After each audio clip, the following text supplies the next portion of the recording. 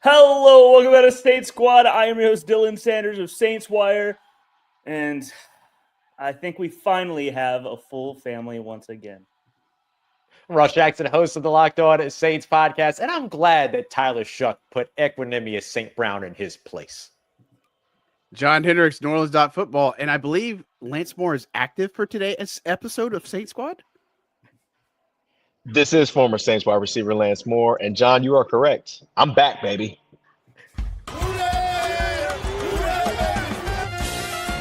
It's the Saints Squad, sponsored by Gametime. Everything New Orleans Saints, every week. Covering all the big hits and game-changing plays from down in the Big Easy, the way only Locked On Podcast Network can. Get ready and squad up. It's the Saints Squad show, starting now. Howdy, Who Dat Nation, and welcome back to the Saints Squad, part of the Locked On Podcast Network, your team every day. Thank you for making us your first listen every Monday and Thursday. We have a full, unique group of experts here ready to bring you a fun and informative show on everything New Orleans Saints. Today, we're going to be diving into stuff like a Rashid Shaheed season preview. What position battles are we most excited for in training camp? And then a whole lot of Tyler Shough talk. He's been in the news recently, so let's talk about him, and let's start off with him. And in a recent podcast with the St. Brown brothers that Ross alluded to in his intro earlier, one of the things they talked about is Tyler Shough being in the best situation of any rookie quarterback. I just want to know, is that true? And let's start off with Lance, because we've missed his voice around here.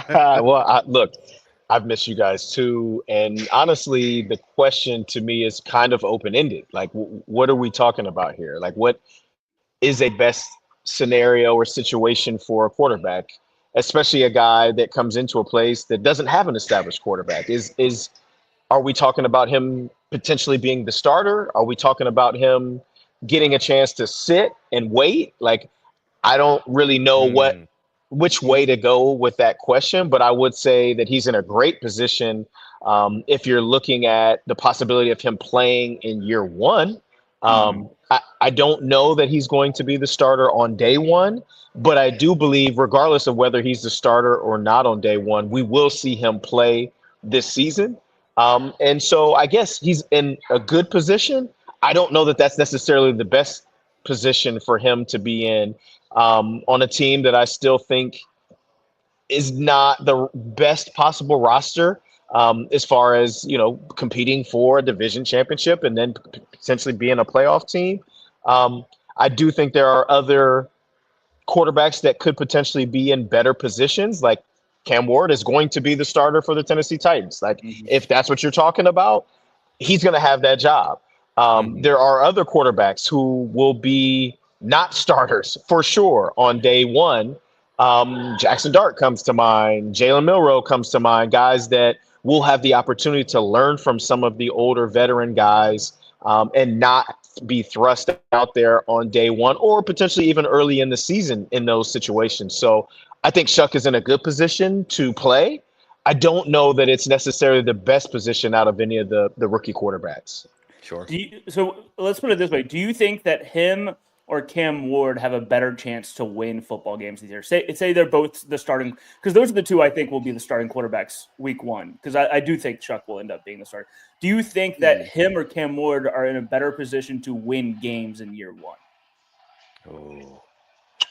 I mean, honestly, I think Tyler Shough, because I think our roster is a little better than the Titans. I don't know how much better.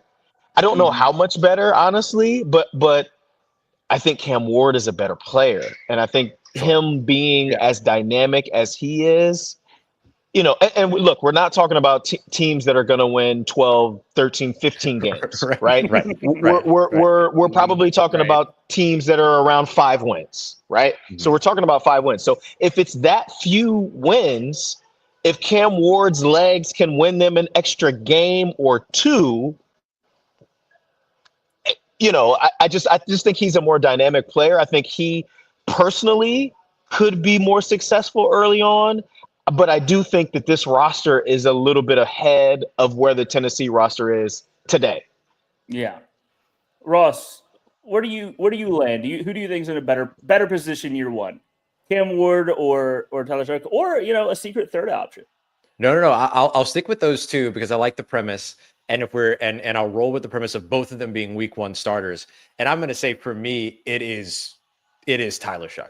For me, it is Tyler Shough because I think that Tyler Shough has the better coach in Kellen Moore as compared to Brian Callahan.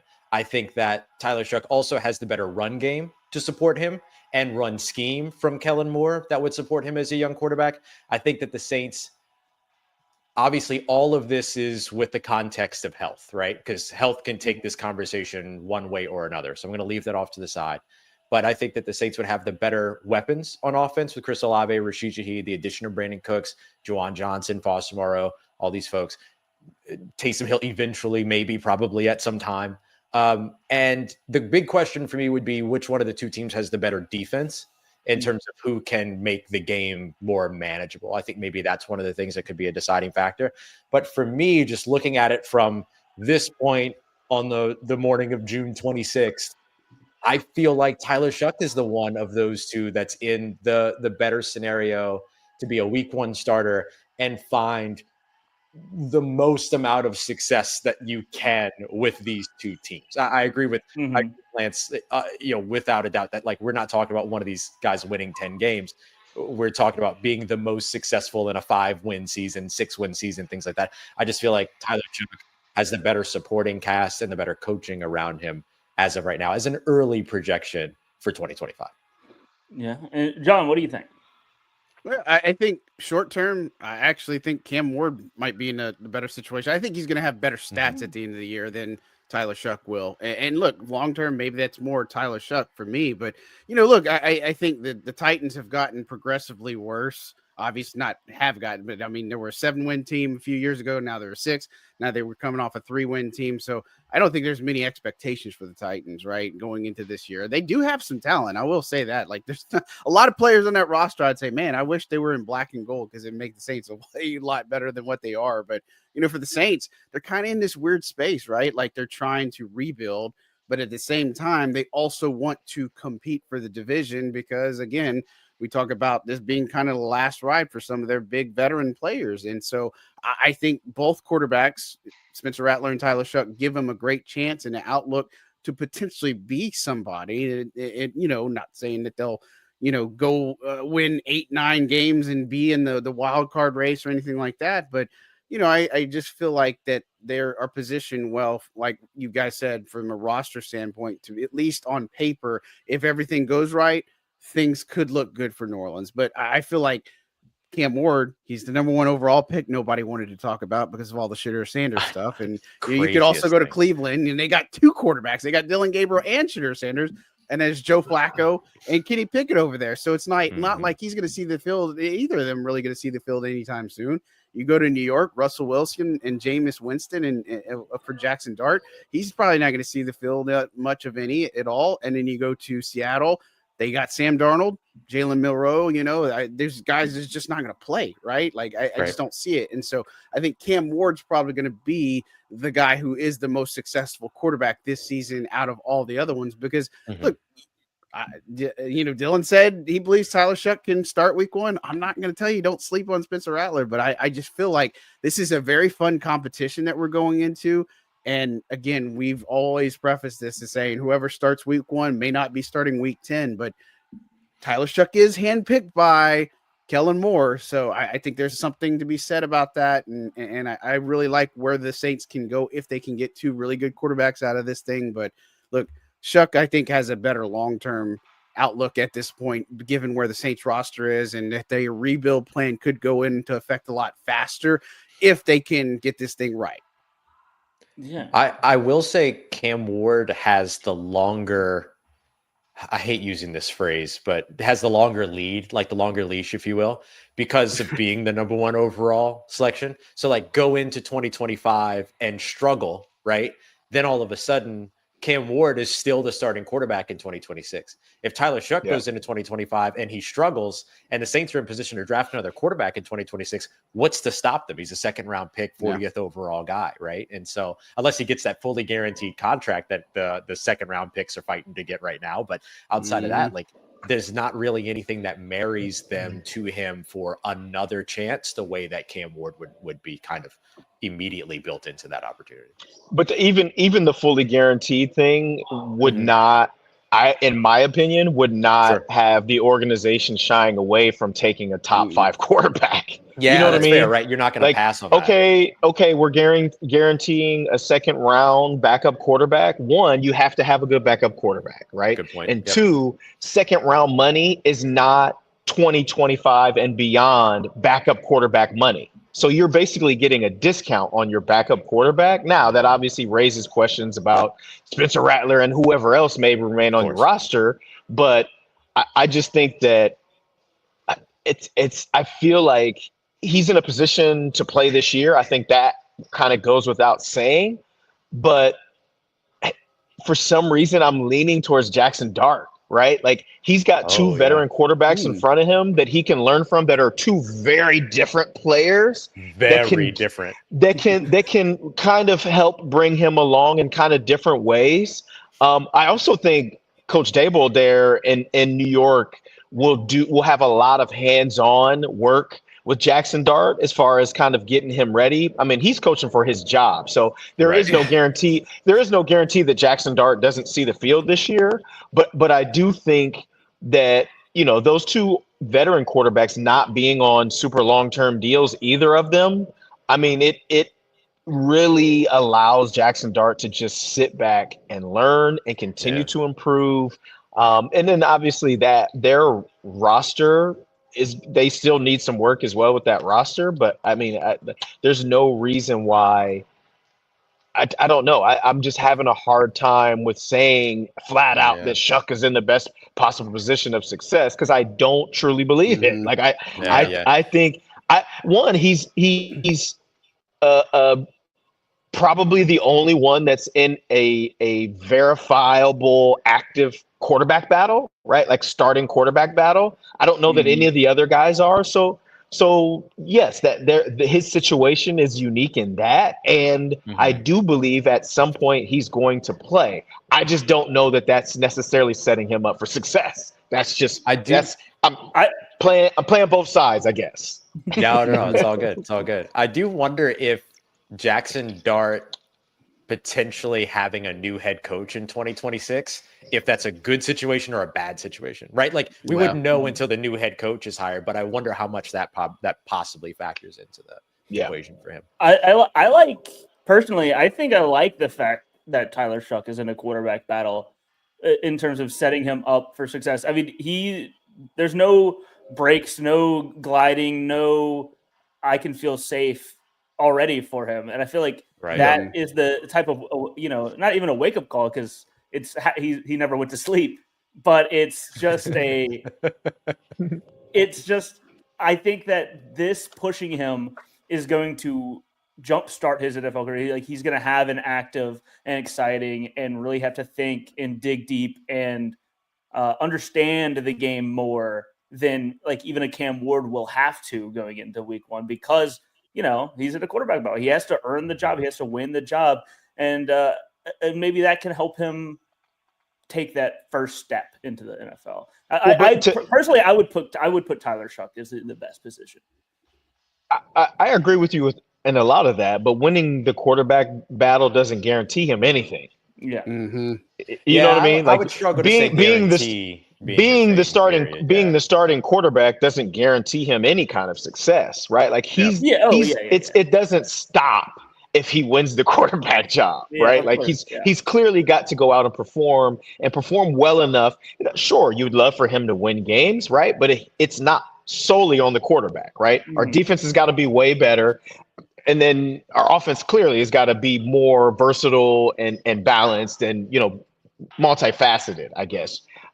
So yes, it's not going to be all on him, but he's going to have to perform well enough to not just win the job, but to keep that job. And if the team is not winning consistently at some point in the season, even if he wins that job, he's going to be out of that job pretty quickly. I like the push on development though in the battle. For right? sure. Like you got to For get sure. better. You got to get better. You got to get For better. sure. I like Yeah. that point from Dylan. Yeah, Is, and I would definitely, I love the point. I would Yeah. definitely agree with y'all that. I mean, I might have misspoke. I don't really, I black out whenever I talk. I don't remember if I said anything like guaranteeing. So I just think that it will help him more so than guarantee anything. I mean, he's a rookie in the NFL. Nothing's guaranteed at That's all. right. In week 17, do we see Shuck versus Cam Ward? Titans. Ooh, I hope so. That could be fun. That would be fun. I think it'd be by week 17. I think I'd be more shocked if not. Yeah, but week 17, they're going to be, if they're like, if the Saints are eliminated, it's time to make sure. I mean, the Saints will probably be eliminated, but if the Saints are eliminated by then, it's not. I don't mean to say if, but like They're not, the but- Saints to be eliminated at that point. Like put Tyler Shough out there if you haven't, or if he's, or if he was or wasn't. Like get a look at him at the end of the season, regardless of what happened early in the season. Even if he was out there and then had to come off or whatever, like get him back out there in that case. You know what I mean? Yeah. Well, let's pick up this Tyler Shough conversation. We've talked about the situation around him. Let's dig deep into what we know about the player himself coming up next.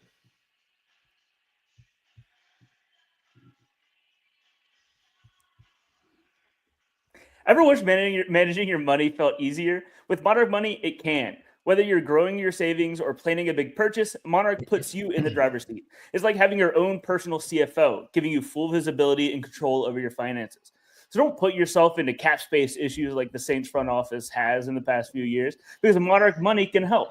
It's a complete financial command center. You can track all your accounts, investments, and spending in one place. So take control of your finances with Monarch Money. Use code LOCKEDONNFL at monarchmoney.com for 50% off your first year. That's monarchmoney.com, code LOCKEDONNFL for half off your first year.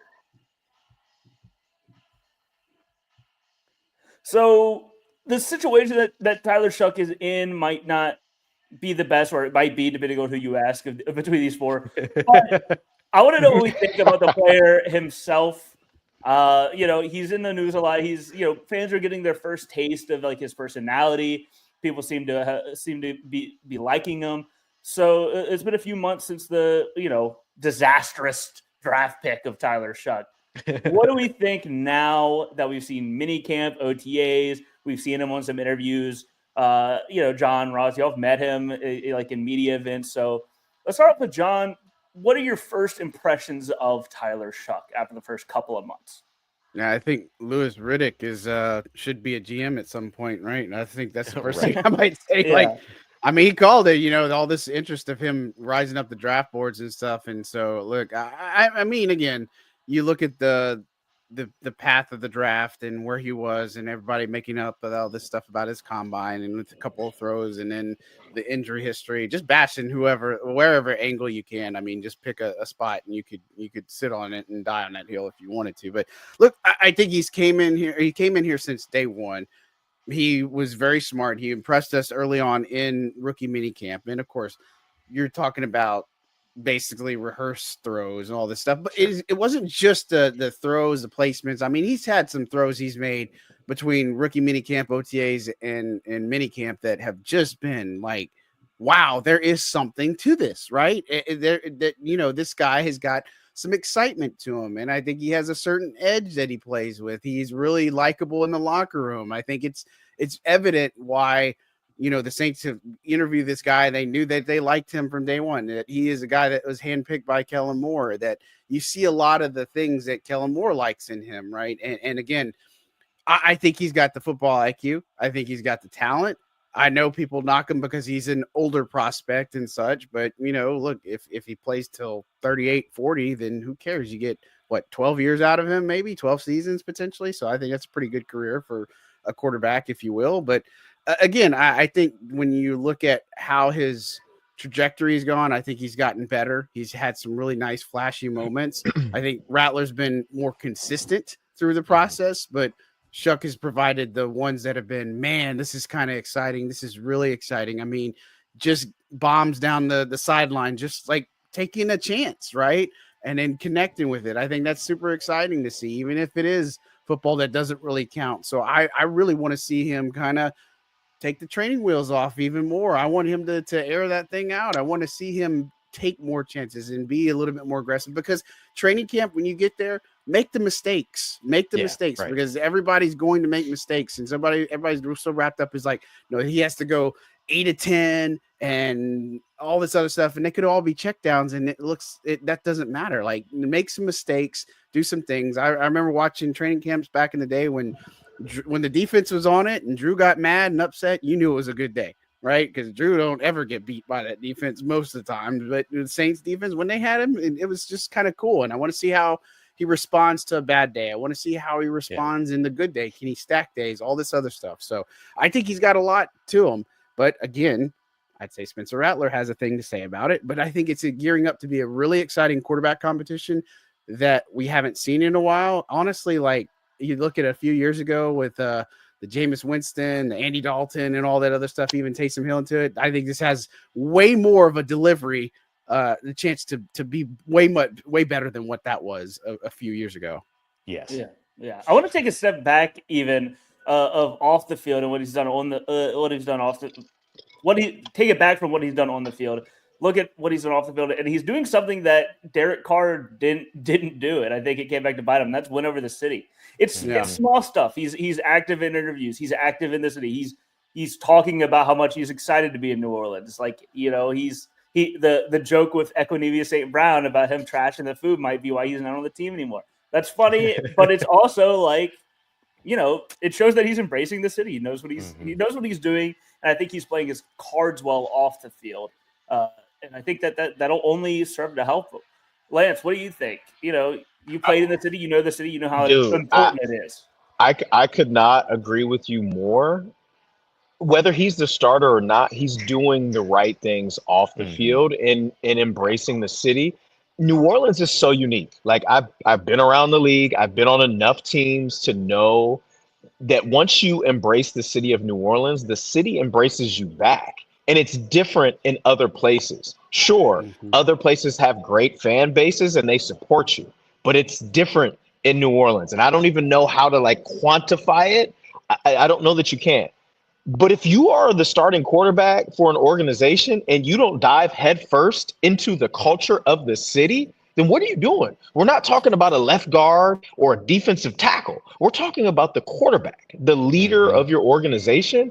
And that was definitely something that rubbed me the wrong way about Derek Carr. Like, sure, you are a good player, you've had a good career, but what makes you different than Drew Brees or even AB? Like, Aaron Brooks back in the day was in the city. Like, he was a part of New Orleans.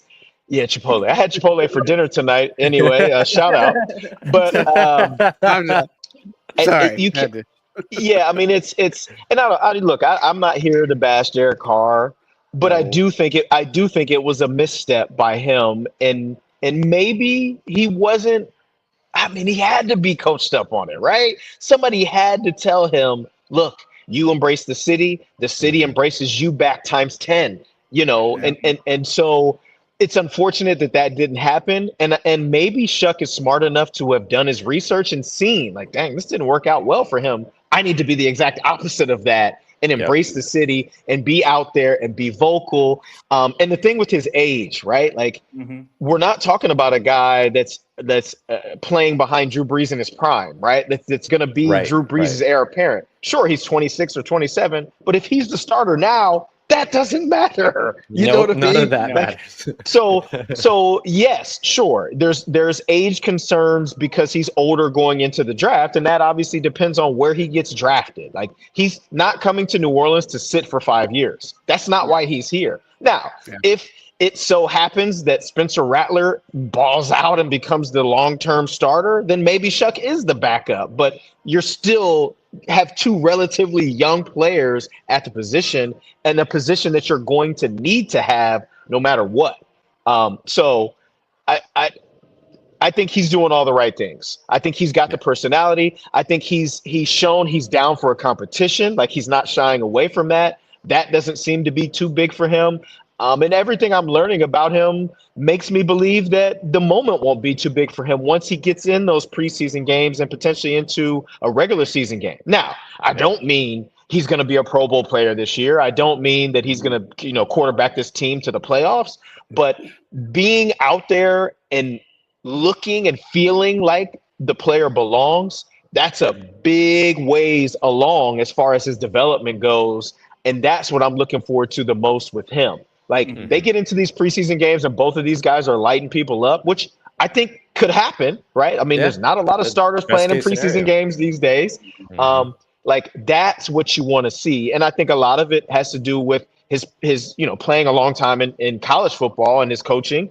But I think this coaching staff in particular is going to have a huge hand in making sure that both of these guys are ready come preseason games and then into the regular season. Yeah. Ross, what do you think about Tyler Shough so far?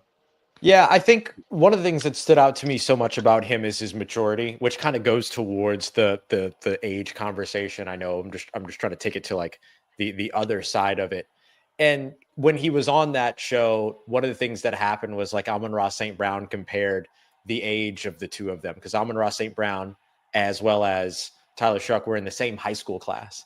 Amon-Ra is going into his 5th year in the NFL, and then Tyler Shough is a rookie. And Tyler Shough went through and just kind of explained effectively that development's nonlinear. Everybody takes their own pace. Everybody has their own path and everything like that. And it reminds me of just a few days ago, Peyton Manning and CJ Stroud were on like a panel for the Fanatics Fest. And Peyton Manning talked about how he doesn't understand why people talk about CJ Stroud taking a step back last year as a quarterback that still made it to the playoffs in his 2nd year. Remembering that when Peyton Manning came into the league in 98, it took him 6 years before he won his first playoff game. Yep. Whereas CJ Stroud's already got like a few playoff wins at this point. And so like development doesn't look the same for every quarterback. Like CJ Stroud may never go on to be one of the greatest quarterbacks in NFL history. Peyton Manning took 6 years to win a playoff game, and he did go on to be a Super Bowl champion and do all of that. And so there's not a straight line in terms of how this all goes. And I think that I love the way that Tyler Shough kind of explained that.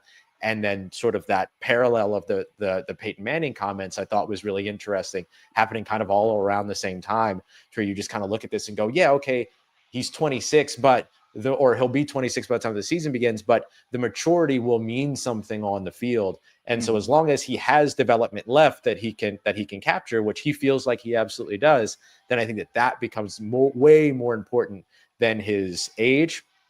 It becomes way more important than when he looks like in mini camps, mandatory mini camps, OTAs, and training camp, because he's got to develop in action on the field. And then I think the last piece of it is just the maturity of the ability to be able to stand up to adversity, have a bad play, but then come back and have a good play, like what John was just talking about. And so to me, that's one of the other things, along with him embracing the city the way that he has in a multitude of different ways, that is like a big positive around Tyler Shough for me right now.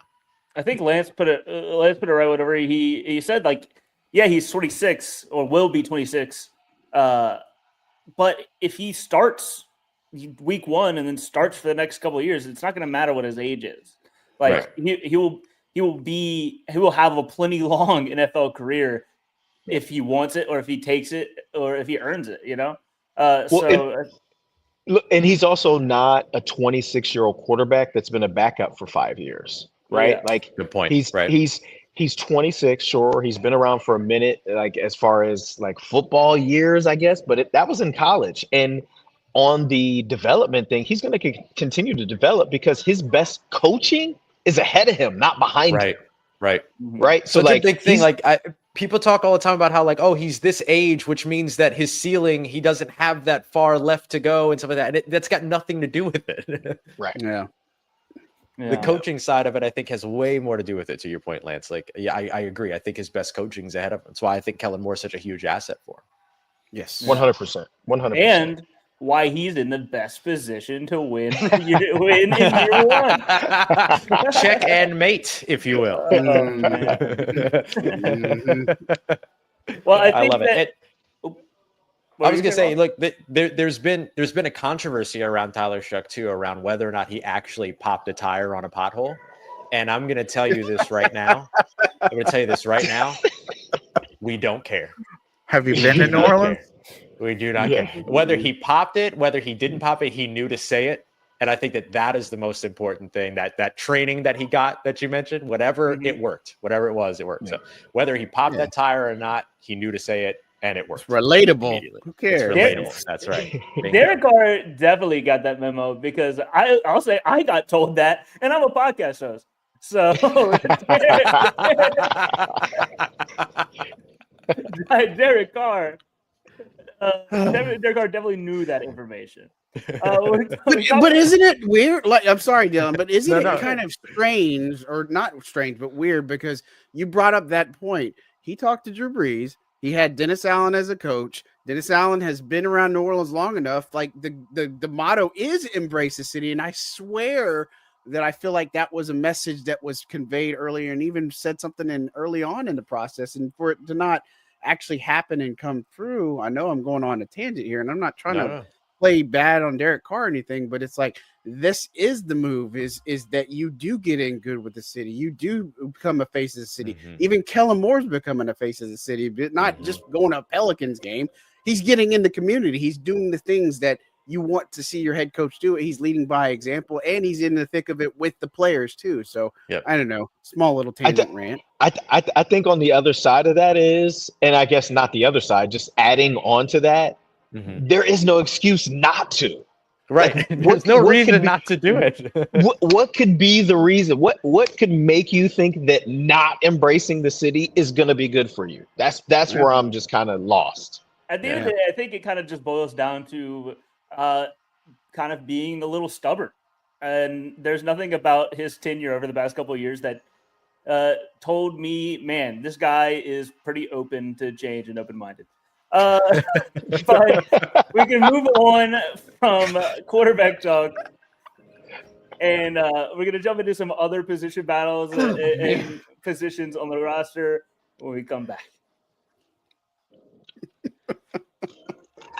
Guys, you've probably heard of Viagra or Cialis. Maybe you've even tried them. But if you're looking for something beyond the usual pill, it's time to meet Rugiet Ready.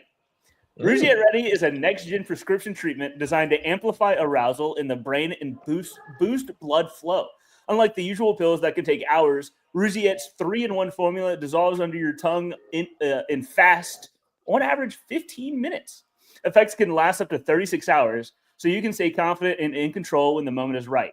So if you want to feel like I do when I watch punter highlights, head to Rugiet.com/LockedOnNFL and use code LockedOnNFL to get 15% off today.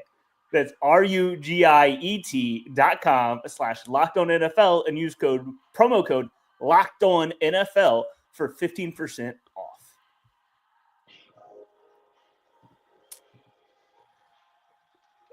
Right. Hey, yeah.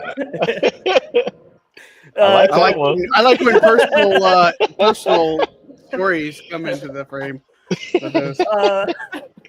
So, position battles. The training camp coming up. Mind your mind. Too early for that. Oh man, good morning. Or too late. Oh my God. Okay. Oof. Position battle. Podcast face. Training camp is coming up, and it is exciting because that just means football's coming up. So, what position battles are you excited for to see over the next couple of weeks outside of quarterback? Because we've talked so much quarterback. Let's start with Ross. Okay, great. I'll jump on the early and easy one. The running back battle behind Alvin Kamara. I think that is the y'all got to stop. Y'all got to chill. I think that's the other big one. Oh goodness gracious! I'm cooked. Yeah, running backs.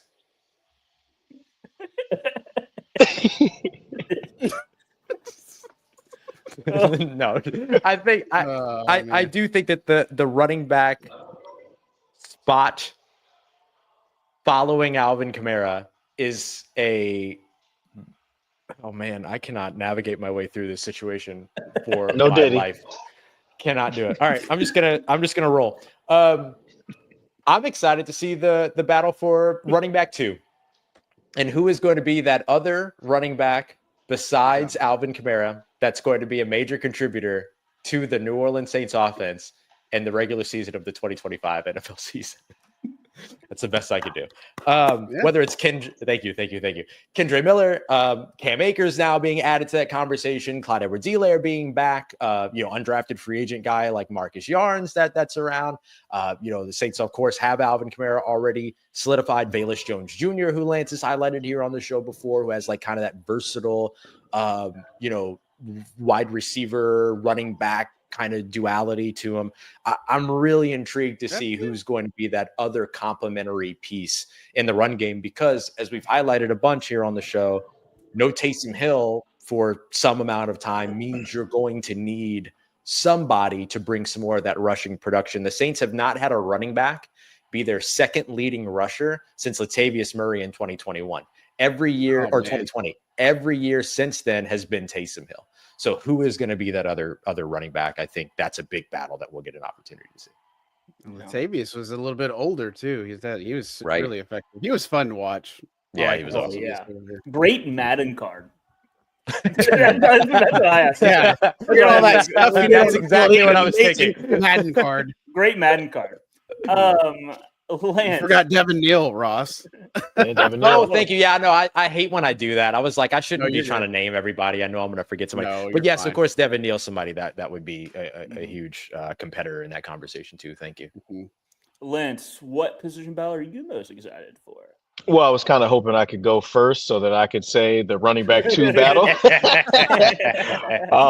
But look, I'm a quick thinker, and I honestly am curious, and I don't know that it's necessarily perfect answer for this question, but I'm curious to see what the starting secondary looks like. So cornerback and safety battles for positions. I believe that we know, let's just say 3 of the starters in the secondary. I would say Alante and Kool-Aid are going to be the starting corners. Alante will probably slide in. Who will be that next corner, that third corner? And then we know Justin Reed is going to start, right? Like he's the priority. He was the priority free agent, or the one main guy that they signed in free agency this year and gave some decent amount of money to, besides Chase Young, obviously, but he was already here. So do we know that Tyron's going to start? Is Jordan Howden going to start? Like who are going to be the other pieces in the secondary? When are we going to see Quincy Riley? Is it Isaac Yadam? Like who are going to be these guys? Are they going to try to put Ugo Amadi in the slot and keep Alante outside because he played a lot outside last year? Like that's kind of what I'm looking forward to the most, I guess, outside of the running back battle. But it does. Like, I mean, I think that the group, while it is not the most veteran group, I think there's some versatility that's associated with the group. Several guys, Jonas Sanker, guys that can play multiple positions. And I think that's going to end up being an interesting battle throughout training camp, because I don't think they're going to pigeonhole guys and say, hey, you're playing outside corner, you're only playing this free safety. Like, I think there's going to be a lot of guys that move around, and they're going to see which kind of mixes play well together. Yeah. And then you would hope that would result in them having the best 5 or 6, depending on the defensive package. I think that's going to be an interesting call. And I still think they're going to add another corner. Don't know who it is yet, but I just think I think it's necessary at this point. And having maybe even an older veteran come in to be, who's the oldest corner now? Is it Alante? Like, no, it's Yadam. Yadam would be. Yeah. Okay. So, and he's what, 27? Yeah. It might not hurt them. It might not hurt them to have, and maybe even somebody that's not as old but has played more. You know what I mean? Yeah. Like that can come in and not just provide competition, but provide a little bit of guidance and a little bit of veteran leadership in the room. I think it'd be good for them. Yeah. I said Mike Hilton the other week. Right. I said Mike Hilton. I think he'd be a really smart one.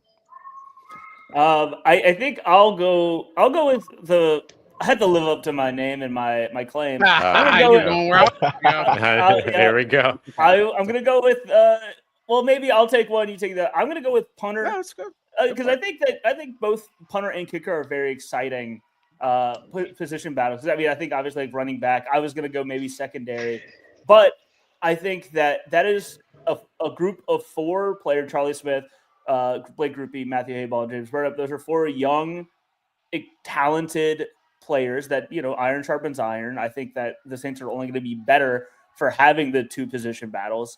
I've been very excited about James Burnup, but hey, if they feel like Matthew Hayball, earns his keep, that means he improved and gets better and does, what James Burnup does, but also does what Matthew Hayball does. So I think punter is very exciting, and I think kicker is very exciting because I think Blake Groupie is getting better, and Charlie Smith at least has the intangibles to make a kicker scared for his job. Yeah.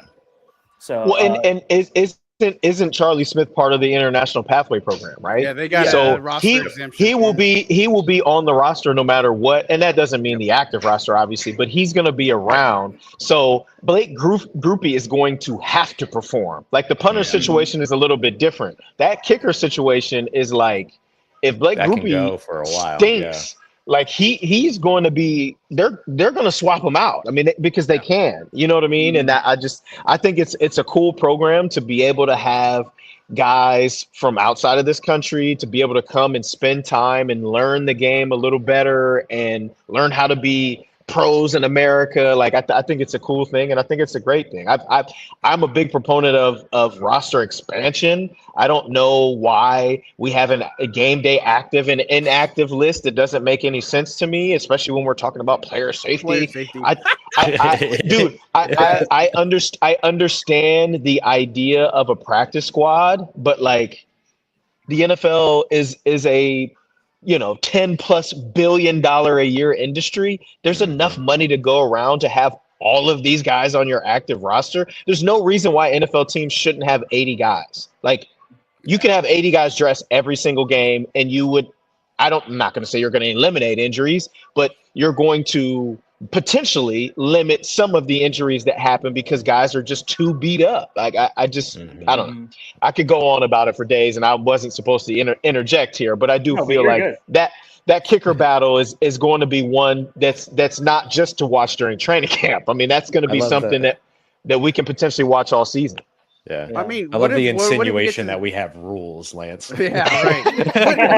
but Lance brings up a really good point. Like, what if we get to the day where we're at a $400 million salary cap or something like that, or even 350? Right. Why don't they have more roster roster spots on it? Like, it doesn't make sense to me. We can create a new roster designation that allows them to be like these practice squad players. Maybe they aren't, doing that, but they're like able to be put into like emergency situations in games. I don't know. It just feels like there's more stuff to do now than makes sense. But once you get into that, then it becomes a contractual thing. Oh, I'm on the practice squad, but I'm actually playing in games. I need to be paid like I'm playing in games. So like, but like all these things are collectively bargained. Like, But and another but, in order for anything like that to happen, the players would have to sacrifice something. Like that's just the reality of it. And the owners, a lot of games, them, maybe. Like, okay, you want us to play 18 games? We need to have 60 active on game day, or at least 55. Like, give us, exactly. You're right. Give us a few more. Give us a few more guys active on game day, and then. Because you keep preaching player safety, but 18 games is not any more safe. Adding another game to their plate is not going to make the game safer.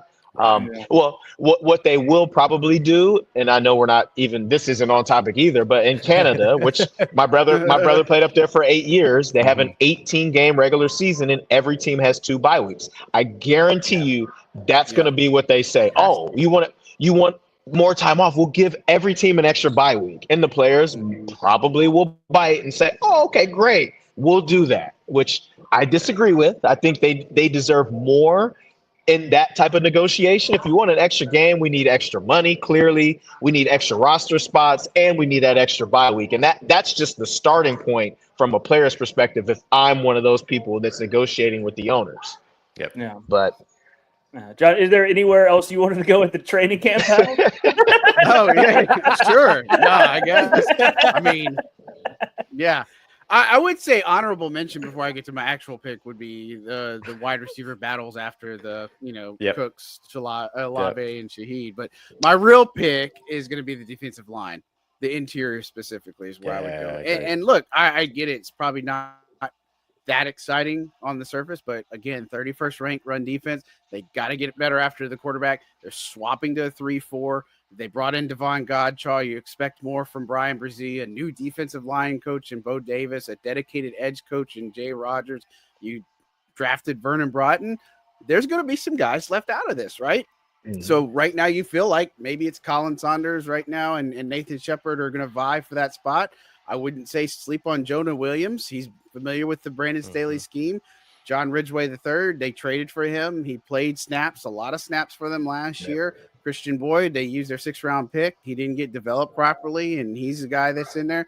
There are going to be players left out of this equation. Now, like they extended Nathan Shepard a year, and so that was a little bit interesting in itself. But I think he's better suited for a 3-4 personally. But again, it remains to be seen. I just feel like this is going to be a stiff competition. You have some guys, and what's the right pairing? I know we can get Brian Brzee and Devon Godchaux are probably the two locks, I would say, and probably throw Vernon Broughton in there just because they drafted him as a 3rd-round pick.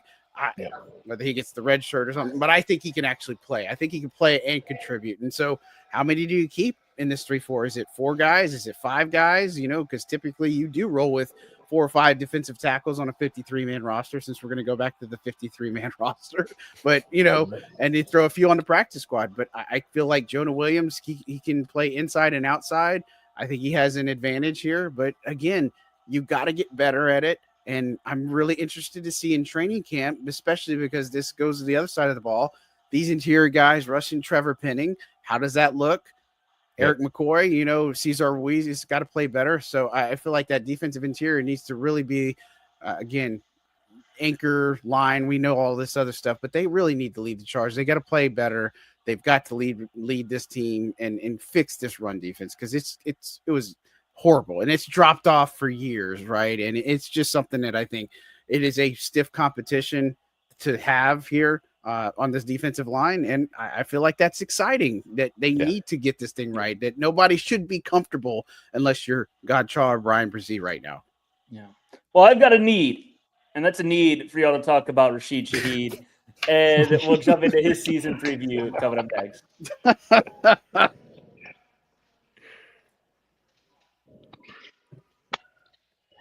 Rasheed Shaheed is one of the most fun players on this team. It seems like every time he touches the ball, something great happens. But he's, struggled to stay on the field a little bit. So I want to talk with Ross first. What are your thoughts for Rasheed Shaheed going into this year? What do you think about him in this offense? And what does he need to do this year to take another step? Yeah, I'll get this out of the way. That way we can move past it. But obviously, stay healthy, stay on the field, right? That's got to be the number one thing for really that whole wide receiver room at this point coming into this season. And so that goes without saying. But I think the other thing is what would really Rasheed Shaheed for me is the guy that can pick up yards in a hurry because of what he can do as a guy that can take the top off of the defense. But what I'm really interested in seeing him do in Kellen Moore's offense and in Kellen Moore's scheme, who maybe schemes wide receivers a little bit more, schemes routes open a little bit more effectively than what we've seen over the past few years in New Orleans, is can the Saints get him involved in the short and intermediate area with space, to where he's crossing the field, working laterally, being able to use that speed where he's forcing defenders into a trail technique, and then he's breaking away from them because he's fast as all heck. And then you get the ball in his hands with green grass in front of him so that he can go and pick up some extra yards, that he can kind of turn into a returner with the ball in his hands, right? And so giving him more of those opportunities, I think if the Saints can do that, and keep Rasheed Shahid on the field and keep Chris Olave on the field, that Rasheed Shahid immediately becomes, to me, the favorite to be the second receiver in receiving yards in 2025. That's assuming Chris Olave also stays healthy and plays a full season as well. But like, he becomes a real focus once he becomes that 3-level threat. And I'm really interested to see if Kellen Moore can get that out of him and put him in those situations to where the run after catch opportunities are allotted to him, probably for the first time in his career so far. Yeah, I think the bottom line is that he's just an exciting player in terms of what he can do on the field already and what he can do if he continues to get even better. Mm-hmm. And utilized in a way that bolsters that. Yeah. Lance, what do you want to see out of Rasheed Shaheed this year? Well, I agree with Ross, and I think the term that he was looking for is more catch and run.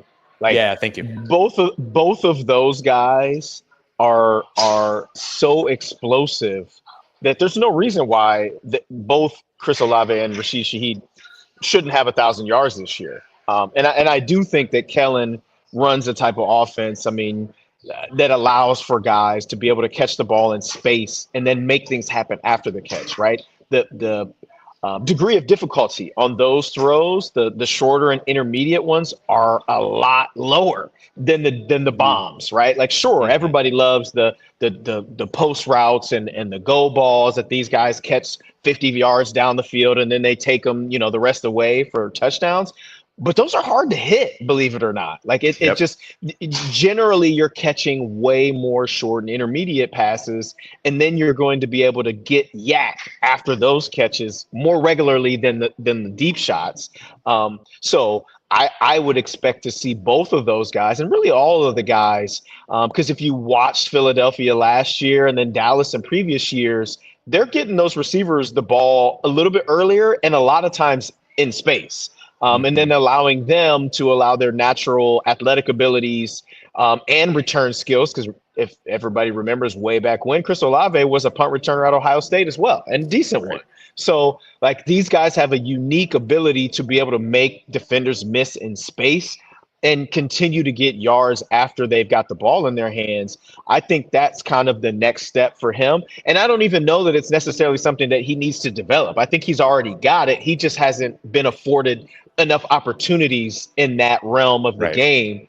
But I think that that's going to be the next part of the evolution of his game.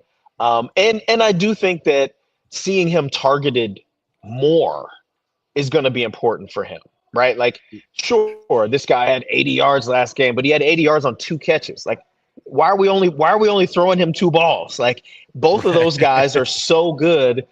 And like I said, to have 1,000 yards in the modern NFL, you have to average basically 60 yards a game.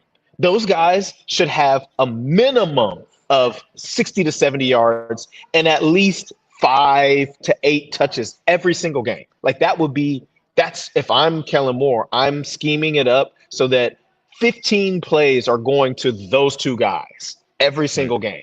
Now, obviously, there's going to be, more plays for other guys, but I just think you got to rely on those 2, and then you need a third complementary guy that can do some things and get open in third downs and do some stuff in the red zone. But I just think that the 1,000 yards, to me, is the floor for where Rashid Shaheed should be this season if he can stay healthy. That's kind of where I'm at with it. And then obviously, continuing to be a playmaker in the return game if they allow him, and scoring more touchdowns. He's so dynamic. He can take it to the crib anytime he touches it.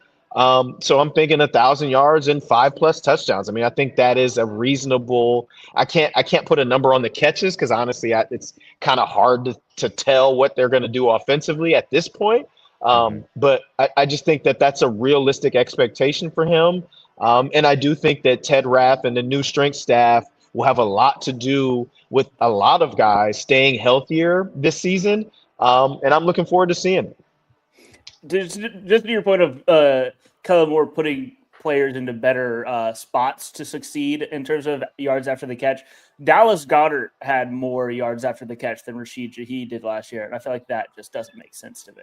in terms of Well, a lot of those yards after the catch came against us. yeah, that is true. That's fair. I do have some numbers on that. Last year, the top two wide receivers for the Eagles, AJ Brown was over 1,000 yards, 1079, and then Devontae Smith was at 833,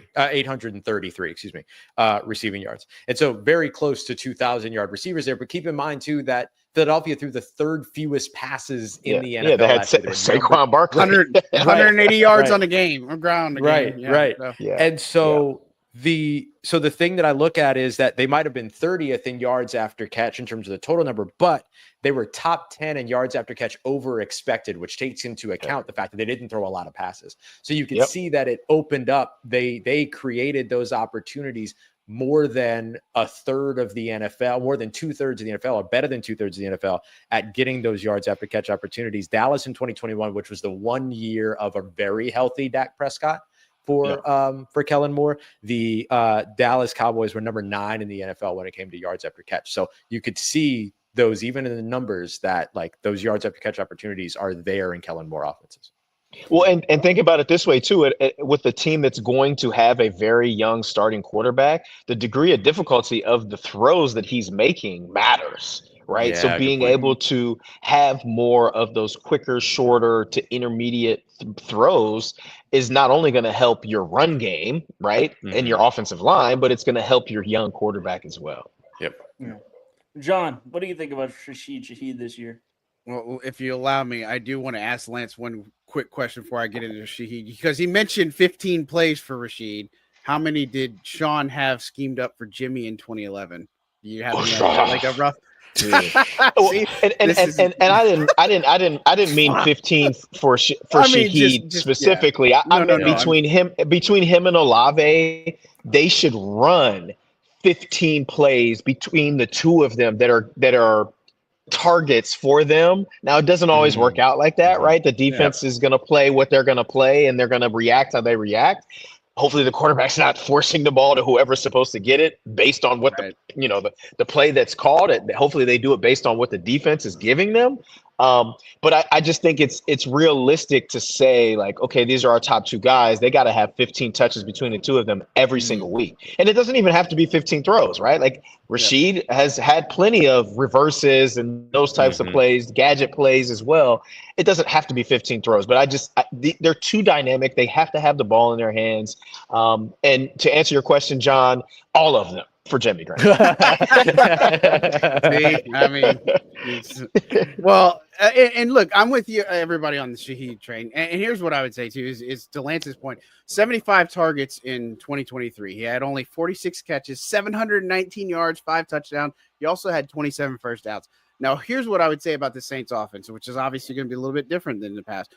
It's going to be very more RPO based, right? And so I think that bodes well for getting Rashid Shaheed the ball or Chris Olave the ball and letting them cook in space, right? I just feel like that's the design, and that should be the goal here. Is you've got two really great receivers who can play well after the catch.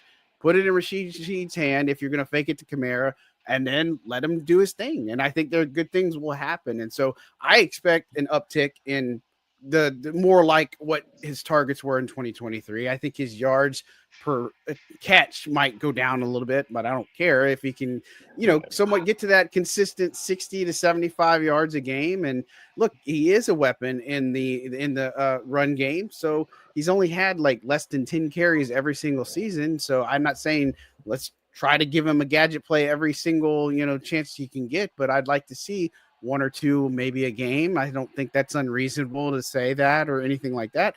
And I don't know that he's going to be used in the return game as much. That's where maybe like a Velus Jones Jr. can come into play. I don't know. That's another mystery is do they use him on kickoffs, or do they want him to be like, no, we need him on offense more. Let's keep him on offense and we'll just keep him at punt return. But look, I think you got to put the ball in his hands more. I think he's got a lot to offer this offense. And again, if you're going to try to drive home the run game, I think Shaheed in the route tree can run just about anything you want him to. So he's not just a deep threat guy. I think he can do a lot of different things for you. And they need somebody who can extend the plays and get the chains moving. That's something that they've missed. And I'm not saying that he would be a Michael Thomas or anything, but I just think that if he can get open and they can get a little creative and get in some more of these third and manageable situations instead of 3rd and 9 and 3rd and 12 or whatever the case, Shaheed is a viable option that you should target a good bit. Yeah, I would agree with that. And I think that you should target the ability to listen to us more on Mondays and Thursdays. Thank you for listening to the Saint Squad. Check out me, Ross, John, and Lance on our socials for the latest. We're going to be right back here at this spot on Monday to talk more Saints football and training camp and Tyler Shough and more interesting ad reads. So until then, thank you, and tune in to Locked On Saints for your second listen of the day.